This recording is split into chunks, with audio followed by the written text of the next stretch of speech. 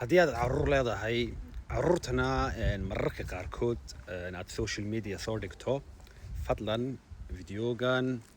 dhamayso shaqadii ayaan ku soo laabtay fasax baan ku maqnaa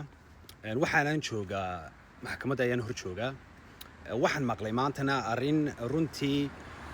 aad iga yaabisay arrintaasina marka waa maxay haddii aad waalid tahay marka hore waxaad ogaataa mas'uuliyadda ilmaha adiga haya inaad social media soo dhigtid ama inaanad soo dhigin adiga kuu taala dembi maaha muuqaal video waxaad rabtid ayaad soo dhigi kartaa laakiin waa inaad hal arrin ogaataa markaad muuqaal sawir ama video aad soo gelinaysid internetka muuqaal kasta ha ahaadee adigu ma garanaysid qofka muuqaalkaas safe garaysanaya la soo degaya ama meel kale u diraya dad badan oo xanuunsanaya ayaa internetka ku jira dad badan oo xanuunsanaya ayaa waddankan Jarmalka xitaa ku nool waliba waqtigan aan ku jirno waxa jira wax la yiraahdo AI